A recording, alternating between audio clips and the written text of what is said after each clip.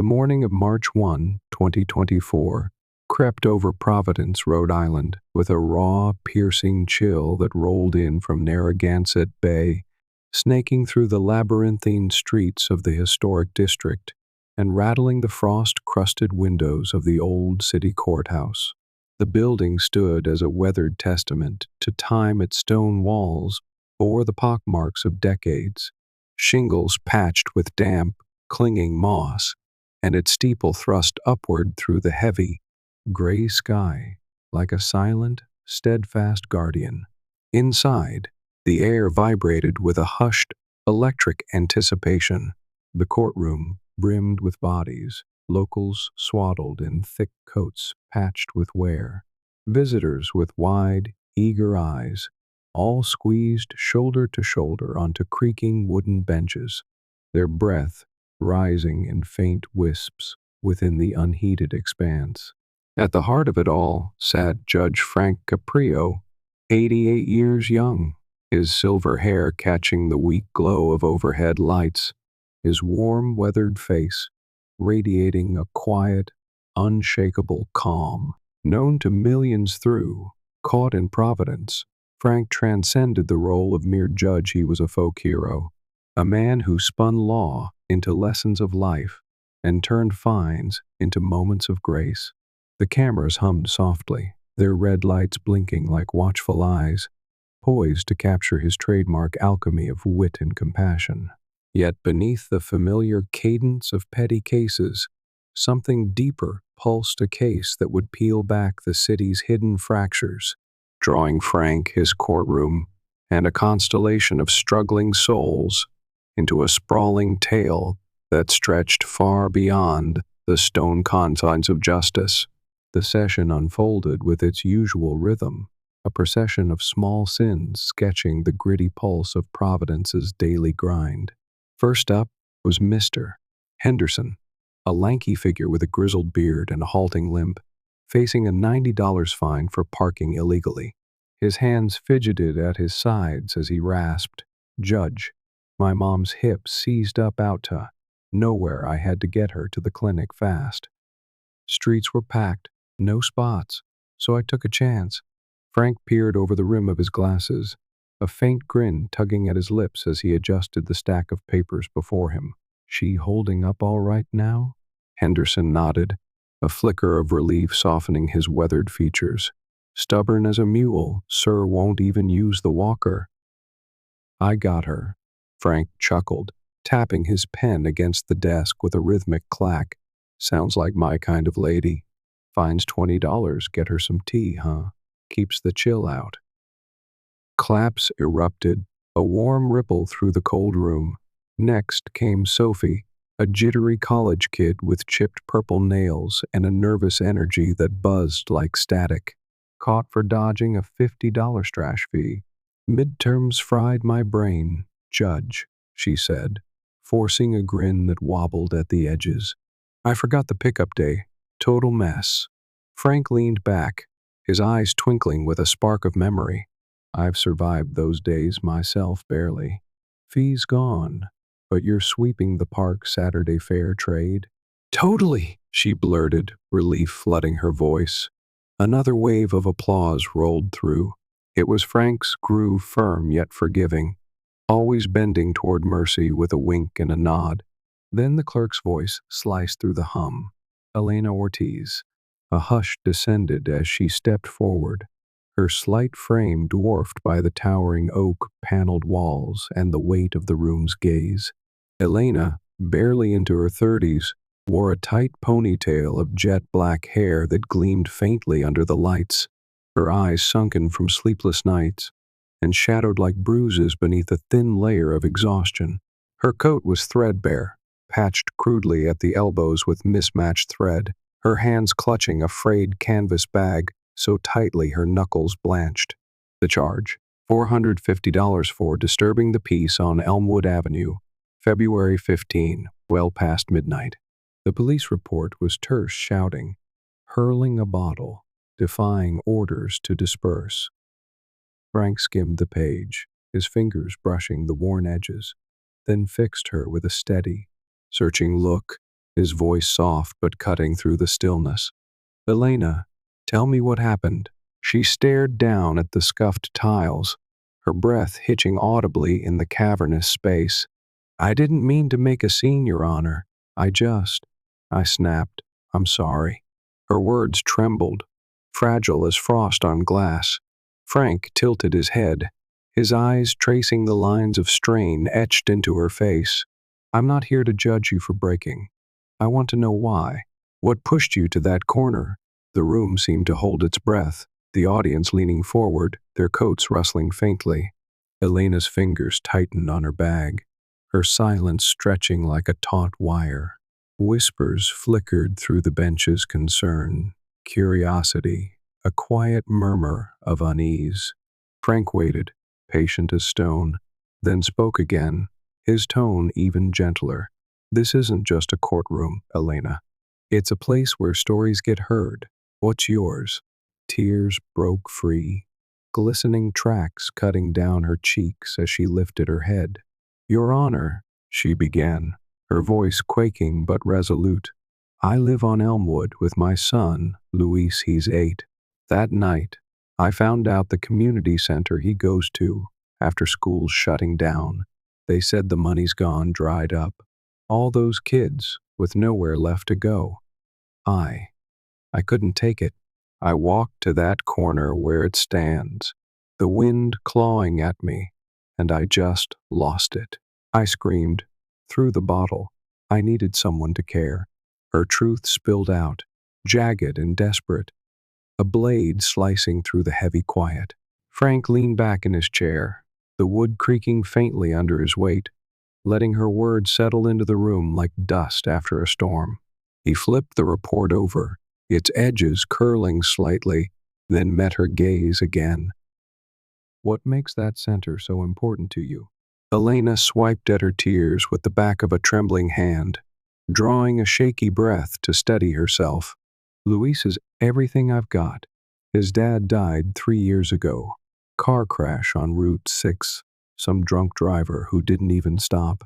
It's been just me since then, pulling 2 jobs, days at the grocery store, nights cleaning offices. My hands smell like bleach half the time, but it's what keeps us afloat. The center's his lifeline when I'm not there: hot meals, help with homework, kids he trusts. If it closes, I'm sunk. He's too young to be alone, too young to fend off the streets, and I can't scrape together anything else." Her voice fractured, but she squared her narrow shoulders, the raw honesty in her words lending her a quiet, unyielding strength. A murmur swept through the room: shock, empathy, a low tide of voices rising and falling. An elderly woman in a wool cap clutched her scarf tighter and whispered, "Lord have mercy on that child." A man in a faded denim jacket, his hands rough from years of labor, muttered under his breath, "That's not right, not one bit." Frank raised a hand, a simple gesture that hushed the crowd, his eyes never leaving Elena's face. "Did you try reaching out, asking for help?" She nodded, a faint, bitter twist to her lips. "City Hall, emails, phone calls, hours on hold, listening to Muzak that loops till you lose your mind. They said budget cuts, told me to stop calling. Wouldn't even give me 5 minutes face to face." Her words carried the weight of frustration, ground down by a system that had long stopped listening. Frank's brow furrowed, his fingers drumming a slow beat on the desk as he processed her story. "Write this down," he instructed the clerk, his voice firm but measured. "Elmwood Community Center. I want the full file, every detail." Then he softened, turning back to Elena with a look that carried both resolve and reassurance. "You weren't disturbing anything. You were hollering for your boy, and I hear you, but I need more. Can you bring Luis here? I'd like to meet him." She blinked, caught off guard, her mouth parting slightly before she nodded. "Yes, sir. My sister can get him. She's just down the road." Frank waved a hand, the motion casual but decisive. "Good. Recess 30 minutes. Half an hour later, the heavy double doors groaned open, and Louise shuffled in a wiry boy with big, searching eyes that darted nervously around the room, his sweater unraveling at the seams in a tangle of loose threads. He clung to Elena's hand, his small sneakers scuffing against the worn tiles, his gaze flickering warily over the sea of unfamiliar faces. Maria, Elena's older sister, a woman with the same dark hair, pulled into a severe bun, and cheeks, hollowed by years of hard living, followed close behind, offering Elena a quick, tight squeeze before retreating to the back row, her coat rustling as she settled in. Frank stepped down from the bench, his knees popping audibly with the effort, and crouched before Louise, his grin broad and disarming. "Hey there, Louise. What's the best thing about that center?" Louise shifted his weight, his fingers twisting the hem of his sweater, then mumbled, "Drawing, sir. I like the crayons, they've got all the colors. And Miss Sarah helps me with math when it gets tricky. I don't want it to go away." His voice was small but steady, a clear note that pierced the room and tugged at its collective heart. Frank straightened, resting a hand briefly on Louise's head, then turned to face the audience, his expression shifting to one of steely determination. "You hear that, folks? This isn't just about them. It's about all of us. I grew up right here in Providence, son of an immigrant who scrubbed floors till his hands bled, sold apples on corners just to put bread on our table. Centers like that, they were my lifeline, kept me out of trouble, gave me a chance to dream bigger than the streets. We can't let these kids lose what I had, what they deserve."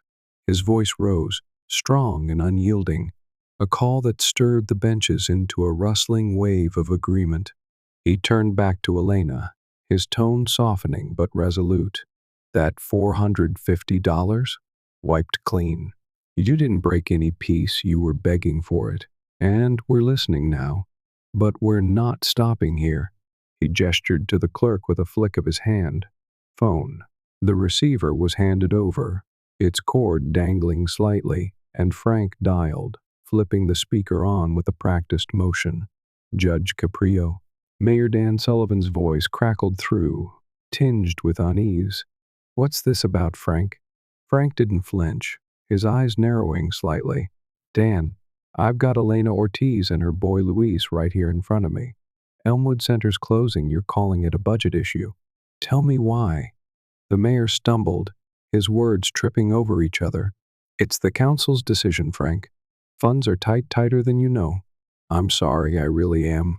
Frank cut him off, his voice a quiet blade. "Save the sorries. Why's this been swept under the rug? Why's a mother got to scream in the dark before anyone even blinks? This isn't the Providence I know." Applause exploded, a thunderous roar that shook the walls and rattled the frost-streaked windows. The mayor muttered, "I'll look into it, all right." Frank hung up with a sharp click, his expression unimpressed. "Talk's cheap, always has been." He pivoted to the crowd, his eyes alight with a fire that belied his years. "I can't rewrite budgets. I'm just a judge, not a magician. But we can do something. Who's in to save that center?" A burly man in a plaid jacket, his beard flecked with gray, bellowed from the back, $50. A young woman with pink hair and a pierced nose shot up from her seat. $20, I'm broke, but it's something. Hands waved, voices overlapped, and money poured in crumpled bills and loose coins clinking into a dented tin the clerk scrambled to set up. The tally climbed to $1350, and Frank let out a laugh, rich and hearty, cutting through the clamor. "That's us, that's Providence. Elena, this is just the start. I'll call Tony at the lumber yard. Rosa at the diner will keep that place breathing." The gavel cracked down, a sharp punctuation, but the story spiraled outward like ripples on the bay. Elena wrapped her arms around Louise, tears streaking her face, as he broke free to dart forward and hug Frank's waist, his small arms barely reaching around. "Keep drawing, kid," Frank said with a chuckle, ruffling the boy's hair. The crowd poured out onto the street, their voices buzzing with a restless energy that mingled with the cold evening mist rolling in from the water. By nightfall, #Elmwood Center detonated on ex-Luis's soft plea, Frank's commanding call, the image of that overflowing tin racking up millions of views in mere hours. TikTok lit up with clips. News outlets picked up the thread, first local stations, then national networks. Questions burned through the digital ether. How many centers were crumbling? How many parents were buckling under the weight of a city that seemed to have forgotten them? By March 3, 2024, the ripple had swelled into a wave. Dawn broke cold and gray, the sky heavy with the threat of sleet, but the streets outside City Hall pulsed with live parents, clutching handmade signs that read "Kids Over Cuts" in bold, uneven letters, their breath fogging in the frigid air as they chanted in unison. Frank spent the day on the phone, his office a cluttered warren of papers and half-empty coffee cups, his voice hoarse but unrelenting as he roped in favors from old contacts, lumber from Tony's yard downtown, trays of soup and sandwiches from Rosa's diner on Federal Hill. By late afternoon, the city flinched under the mounting pressure, coughing up a $50 lifeline for Elmwood in a terse press release that barely masked their reluctance. Businesses piled on carpenters hauling tools to patch the center's leaking roof, volunteers from Rosa's crew ladling out steaming bowls to shivering kids and parents alike. That night, Elena stood before a packed council meeting, her voice quaking but fierce, as she faced a row of stone-faced officials in pressed suits. Luis stood beside her, clutching a rolled-up sheet of butcher paper, his mural, a vivid splash of crayon showing Frank in his robe. Kids gathered under a blazing sun, their faces beaming with hope. She pinned it to the center's cracked wall after the meeting, her hands trembling as she drove the nails in, the edges of the paper curling slightly in the damp air, spilling through the open door. But whispers trickled back to Frank as he locked up his office that night. Other centers were teetering on the edge. Atwell's Avenue, Olneyville, South Side. Each one cradled its own fragile stories, its own versions of Elena and Luis, waiting in the shadows. On March 4, Carlos Rivera slipped into the courtroom, a wiry man in his 40s with a hunched posture and a denim jacket faded to a dull blue. His case was simple enough: $200 for a stack of unpaid parking tickets. But when Frank leaned forward, his elbows resting on the bench, and asked, "What's going on, Carlos?" the man's story unraveled in a rush of fractured words. "My daughter, Anna, she's 12. Her center on Atwell's shut down last year, budget cuts, they said. She had nowhere to go after that. Started running with some rough kids, drugs, fights, stuff I can't even wrap my head around. I work construction, odd hours, nights mostly, hauling rebar until my back screams. I can't watch her every second. Those tickets? I got 'em chasing her down alleys, trying to drag her home before she got in too deep." His voice splintered, his hands trembling as they gripped the edge of the defendant's table. Frank's face darkened, a shadow passing over his features as he absorbed the weight of it. "Where's Anna now?" Carlos shrugged, his shoulders slumping further, his eyes hollow. "Out there somewhere. She won't talk to me, won't even look at me." The room stilled, the air thick with the echo of his words, a quiet ache settling over the benches. Frank wiped the fine with a swift stroke of his pen. "Carlos, we're gonna find her. Stay after, we'll figure this out." He turned to the clerk, his voice clipped. "Get me the Atwell's records, everything you can dig up." Later, as the courtroom emptied, Carlos lingered near the back, his eyes red and glistening, while Frank dialed Maria on his office phone, the receiver pressed tight to his ear. "How bad is it out there, Maria?" he asked, his tone low and urgent. Her sigh crackled through the line, heavy with exhaustion. "Bad. Judge, worse than you'd think. Shelters are bursting at the seams. Rents are spiking like nobody's business. Those centers were the last safety net for a lot of folks. People don't complain anymore. They just disappear into the cracks." Frank hung up, the phone clattering back into its cradle, and stared at the peeling paint on his office wall, a slow fire kindling in his chest. Grace Kim stepped forward on March 5, a single mom in her late 20s, with a wiry frame and a quiet intensity. Fined $300 for a busted tail light she hadn't had the cash to fix. She stood before Frank, her hands clasped tightly in front of her, and her story spilled out in a steady stream that echoed Elena's. "I've got 2 kids, Jay's 10, and my little girl's 5. I wait tables down at the diner on Westminster, pulling doubles when I can. The center in Olneyville's what keeps Jay off the streets when I'm working late. He does his homework there, plays ball with kids who aren't looking for trouble. If it goes, he's got nothing, Judge. He'll end up like Anna, and I can't let that happen." Her voice hitched, but she held her ground, her dark eyes locked on Frank's. He erased her fine with a quick nod, but his jaw tightened, a muscle ticking faintly as he scribbled a note on his pad. That afternoon, he hauled Mayor Sullivan back into the spotlight on camera this time. No pleasantries spared. "Dan, Elmwood's hanging on by a thread, and now I'm hearing about Atwell's and Olneyville. What's the deal? How many kids are we losing to your tight funds?" The mayor squirmed, his tie slightly askew as he fumbled for words. "We're stretched thin, Frank, thinner than you know." Frank leaned into the mic, his voice a whip crack. "Stop hiding behind stretched. I want the books. Show me where the money's really going." The clip rocketed across X, hashtag Providence Truth, fueling a swell of protests that spilled into the streets by dusk, their chants echoing off the brick facades as sleet began to spit from the sky. By March 7, Frank was digging deeper, his office now a battlefield of scattered files and crumpled coffee cups, the air thick with the bitter tang of burnt brew.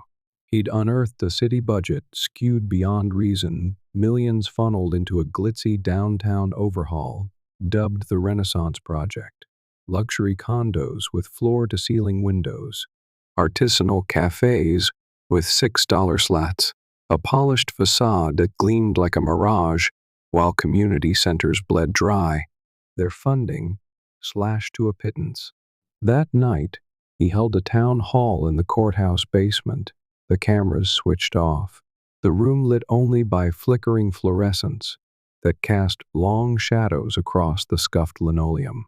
It was just voices, janitors in stained coveralls, nurses with tired eyes, parents like Grace and Carlos, their stories weaving a tapestry of quiet collapse. Carlos spoke again, his voice rough as gravel as he stood near the back, his hands stuffed deep in his jacket pockets. "Anna's gone, now cops picked her up last night, in some alley off Broad Street. Juvie, they said. I failed her, I couldn't keep up." His words hung heavy, and Elena reached over from her folding chair, gripping his shoulder with a fierce, silent solidarity that mirrored her own fight. Outside, the fog thickened, draping the city in a damp shroud, the distant wail of sirens cutting through the night. The movement surged by March 9, a Saturday that dawned with a brittle, bone-deep cold. The streets, slick with patches of ice that gleamed under the weak sun. Elena's group, now dubbed Voices for the Kids, and swelled to dozens, marched through downtown, their signs weathered but defiant. "Where's our money?" scrawled in thick marker, the ink bleeding slightly from the morning's drizzle. Luis trailed her, his small hand stuffed with crayons, his sketches piling up scenes of the fight. Frank's gavel raised like a beacon, kids in a circle under a sky streaked with hope. His art spread like wildfire taped to lampposts, pinned to the cracked walls of corner stores, shared across X and Instagram with hashtags that multiplied by the hour. Hashtag Kids Fight Back, hashtag Save Elmwood Center. Frank rallied businesses from his cluttered desk, his voice hoarse as he coaxed lumber from Tony, paint from a hardware store on Atwell's, trays of steaming empanadas from Rose's crew.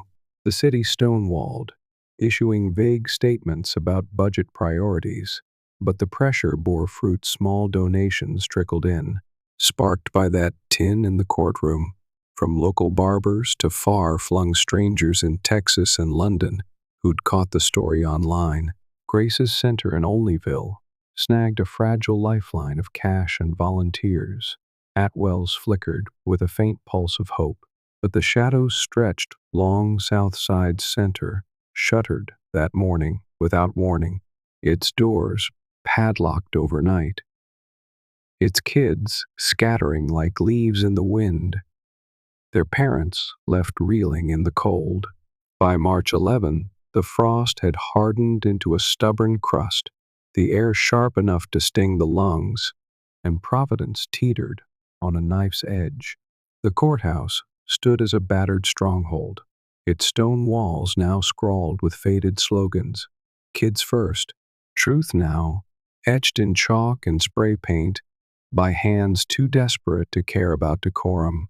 Frank's office was a maelstrom of evidence, maps pinned to the walls with red dots sprawling like a rash across the city, stacks of budget ledgers teetering precariously, a coffee pot hissing its last gasps as it sputtered on a cluttered shelf.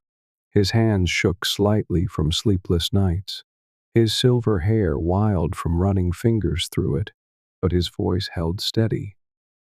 A lighthouse cutting through the fog. Elena stood at the forefront of Voices for the Kids, her once timid frame now taut with purpose, her ponytail whipping in the wind as she barked orders at rallies through a megaphone scarred from use. Louis shadowed her, his backpack a mobile studio crayon spilling as he sketched the swelling fight. Frank's gavel, kids marching, the courthouse rising like a fortress against a bruised sky. Carlos had vanished into the dark after Anna's arrest, chasing whispers of her trail through Olneyville's alleys. Elena spotted him on March 12, hunched near the riverfront, the water lapping black and sluggish against the concrete embankment. His denim jacket was soaked from the drizzle, his eyes fixed on the current, as if it might yield answers. He blames himself, Maria told Frank over a hurried coffee at dawn, her shelter-shift eyes red-rimmed and heavy. Anna was his anchor. His whole world spun around her. Without her, he's just drifting, lost in the tide. Frank nodded, scribbling a note on a napkin, "Find Carlos," and tucked it into his pocket. Grace pressed on, her son Jay at her side, his quick grin fading as Olneyville's center flickered on borrowed time, its lights dimming with each passing day. She'd taken to organizing late-night vigils outside the center, her voice sharp and steady as she rallied parents under the glow of streetlights, their candles flickering against the cold. "Their betting will quit," she told the small crowd, her breath fogging in the air. "They don't know us, not yet." Jamal Carter emerged in court that afternoon, a broad-shouldered man in his late 30s with steady eyes and a tired slump, fined $150 for loitering, caught sleeping in his delivery truck outside the shuttered Southside Center. His voice was low and deliberate as he faced Frank. "Judge, I wasn't loitering, I was waiting for my girls, Maya and Mia, twins, 6 years old. That center was their spot after school while I drive graveyard shifts, hauling packages until dawn. It closed. And now they're stuck in the cab with me until I'm off cops. Didn't like me parked there. Said it's an eyesore." Frank's jaw tightened, his pen pausing mid-note. "Where are they now?" Jamal shrugged, a flicker of helplessness crossing his face. "With my mom, but she's 70, her knees give out chasing them. I'm out of moves, Judge." Frank wiped the fine with a swift slash of ink. Stay after. Jamal, we need to talk. Lila Mendes stormed in on March 13, a wiry woman in her 50s with wild gray curls bouncing as she moved. Fined $400 for speeding tickets piled up rushing deadlines. She ran a bakery on Federal Hill, her accent thick with Cape Verdean roots, and she stood before Frank with her chin high. Judge, I was hauling dough to shelters Maria's folks, Jamal's kids, whoever's hungry. Streets are a mess, potholes everywhere, and I'm late all the time trying to keep up. Frank's brow lifted, a grin tugging at his lips. You're feeding this fight? She nodded, a glint of mischief in her eyes. Bread's all I've got. To give keeps 'em going. He erased the fines with a flourish. Lila, you're in deep now. Meet me after bring some of that bread if you've got extra. She laughed, a sharp, bright sound that cut through the room's tension. Reverend Amos Tate thundered into the fray that evening, a bear of a man with a gray beard and a voice like rolling thunder, fined $100 for an expired permit at Mount Hope Church. He stood tall before Frank, his broad hands clasped. Judge, my flock's scattering kids with no place to turn, parents breaking under the weight. The church can't hold 'em all. Not anymore. Frank wiped the fine, his eyes locking with Tate's. Amos, we need your pulpit, make it loud. Tate nodded, a slow grin spreading across his face. You've got it, Judge. His sermon that night, streamed live on X, roared through the digital void, hashtag Mount Hope Rising. They bury our hope under their greed, but we'll bloom through the stone. The clip hit millions by midnight, pews spilling into the streets, hymns clashing with the distant wail of sirens weaving through the fog. On March 14, the stakes climbed higher, the air brittle with a cold that sank into bones. Pete Russo, Frank's old friend and a retired detective with a nose for dirt, called at dawn, his voice hushed over a burner phone. Frank, Pinnacle Properties is filthy. Got a shell company tied to council chair Lisa Hayes' brother. Ledger shows $200,000 in consulting fees funneled to counselors. Timed right with Southside sale. Hard proofs close. I need a few more hours to lock it down. Frank's fist clenched around the receiver, his pulse quickening. Pete, you're gold. Meet me at Lila's Bakery. Noon, bring everything you've got. Elena's group cracked a parallel lead. Maria, sifting through shelter gossip over lukewarm tea, caught whispers of Pinnacle greasing palms with cash stuffed envelopes. Elena teamed up with Grace. The two of them hunched over a rickety table at Lila's, digging through public records with bleary eyes. $50,000 Stowe Sullivan's campaign fund. $30,000 Stowe Hayes. Dates aligning perfectly with budget votes that gutted the centers. They brought the papers to Frank, their hands trembling with exhaustion and fury. Judge, they're selling us out piece by piece, Elena said, her voice a low burn, her eyes blazing. Pinnacle pushed back hard ads flooded the local TV stations by mid-morning. Providence Rising, a glossy montage of smiling families and gleaming storefronts, papering over the rot with promises of jobs and renewal. Sullivan hit the airwaves at noon, his suit pristine, his voice smooth as oil. We're rebuilding this city for everyone. Patience, folks. That's all we need. Frank countered with a raw live stream from his office, the camera shaky as he held up a stack of budget sheets. Rebuilding? I've got kids sleeping in trucks, centers gutted for your condos, and proof it's all a lie. Look at this. X erupted, hashtag Pinnacle Eyes trending as clips of his words ricocheted across the platform.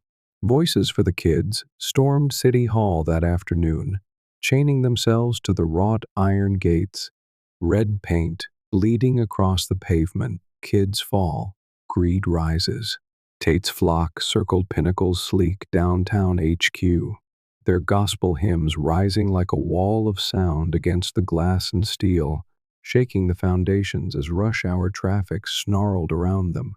Sophie Nguyen, the pink-haired coder from that first day, burst into Lila's just before Pete arrived, her laptop glowing with fresh data. Pinnacle's tax breaks $5 million, buried in incentives judge. Dates match. Southside sale to the day. Frank's eyes gleamed. A predator's glint. Sophie, you're a damn wizard. Tie it to Pete's stuff. Build the case tight. At noon on March 15, Pete rolled into Lila's bakery, the air thick with the warm, yeasty scent of rising dough. As voices huddled around a scratched wooden table, Elena, Grace, Carlos dragged back by Elena's fierce insistence, Jamal, Lila, Sophie, Tate all nursing mugs of coffee that steamed against the chill seat. Pete laid out his haul with a quiet intensity. A stack of printed emails, time-stamped to the minute. Grainy photos of Hayes shaking hands with Pinnacle's CEO in a dimly lit bar. A wiretap recording of Sullivan's voice crackling with guilt. Push it through quiet. No ripples. Frank gripped the edge of the table, his knuckles whitening. This ends it. Press conference, dusk X, streets. We hit 'em with everything. They'll swing back hard. Brace yourselves. Elena nodded, her jaw set like steel. We've got the fire, let's burn 'em down. Pinnacle struck first that afternoon. A preemptive blow. City inspectors swooped into Jamal's tarp village at dusk, a ramshackle haven he'd rigged near South Side with Tony's plywood and Rosa's soup pots. Cops smashed the freshly poured cement with batons, yellow condemned tape slashing through the fragile structure like a wound. Jamal stood tall, his twins, Maya and Mia, sobbing behind him, their gap-toothed faces streaked with tears, while parents linked arms in a desperate human chain. "This is our home," Jamal shouted, his voice cracking with fury. Grace chained herself to a support beam, her wiry frame unyielding, Jay at her side yelling, "Stay back!" Into the gathering dusk, Frank roared onto the scene, his coat flapping in the wind, his voice a whip that cut through the chaos. "You're bulldozing, kids. Where's the law in that? Show me a warrant, or get the hell out." The cops faltered, their boots scuffing the dirt as cameras rolled, capturing every tense moment. Hashtag Save the Village rocketing up the X-Trends. Tony's truck screeched up minutes later, its bed piled high with lumber and steel beams. "Rebuild it now," he barked, leaping out to join the fray. The crowd surged forward, hands hammering, voices rising, a wall of defiance rising from the rubble as the sirens retreated into the night. Anna surfaced just as the light bled from the sky. Maria's call came through to Frank's phone, her voice tight with panic. Olneyville squat, Judge CODD hospital now. Carlos bolted from Lila's, his boots pounding the pavement. Frank and Elena trailing close behind, their breaths fogging in the cold as they raced across town. They found her in a sterile ER room at Rhode Island Hospital, gaunt as a ghost, tubes snaking from her thin arms, her eyes fluttering beneath bruised lids. "Anna," Carlos choked out, collapsing into a chair beside her bed and clutching her hand, his knuckles white against her pale skin. She rasped, barely audible, "Sorry, I got lost." Frank leaned in close, his voice soft but firm as he brushed a strand of dark hair from her forehead. "You're found now. Kid, stay with us." Elena stood at the foot of the bed, gripping Anna's sketchbook pages of thorns fading into tentative blooms, a fragile lifeline reckonate in the dim fluorescent glow. The press conference ignited outside the courthouse at twilight on March 15, the fog swirling thick and heavy around voices for the kids as they ringed Frank in a tight, unyielding circle, Pete's dossier clutched high in his trembling hands. The crowd stretched into the hundreds, then thousands, spilling across the plaza, their fists raised, their voices a raw, collective roar. "Providence," Frank thundered, his voice booming over the megaphone, cutting through the damp air like a blade.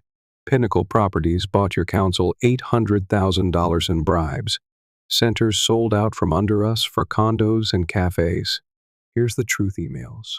Wiretaps, cold, hard cash. Cameras zoomed in, their lenses glinting in the dusk, as X blazed with the live stream, #Providence. Truth going viral within minutes. Retweets piling up like snow in a storm. Elena stepped forward, her voice a shard of steel, as she took the megaphone from Frank. They stole our kids' future, our future, and we're taking it back. Starting tonight. Tate's massive frame loomed beside her, his voice a rolling thunderclap. Justice rises, let it shake this city to its bones. The crowd erupted, a tidal wave of sound crashing against the courthouse walls, fists pumping the air, signs swaying like banners in a war. Pinnacle buckled under the onslaught. Sullivan vanished from public view by midnight, his office issuing a curt no comment that fooled no one. Hayes resigned via a terse tweet at 2 a.m. Her account going dark moments later. Pinnacle's CEO fled the city amid a chorus of sirens. His sleek, black SUV spotted peeling out of a downtown garage. The council caved at an emergency session, called in the pre-dawn hours, an exhausted vote clawing back $2 million from the Renaissance. Project's bloated budget, funneling it into Elmwood and Atwell's to keep their doors open for another year. Olneyville flickered on a shoestring, its fate still uncertain, while Southside remained a locked tomb, mourned in silence by those who'd lost it. Anna woke in the hospital as the first light of dawn crept through the blinds, Carlos weeping silently at her side, her sketchbook reclaimed from the floor, a page of thorns softening into blooms, a shaky testament to survival. Luis slipped out to the courthouse steps that morning, taping up his latest drawing, a city cracked but mending, kids rising from the ashes, their hands linked under a crayon-streaked sky. The fight eased as the sun climbed higher, but the scars ran deep, rents still soared beyond reach.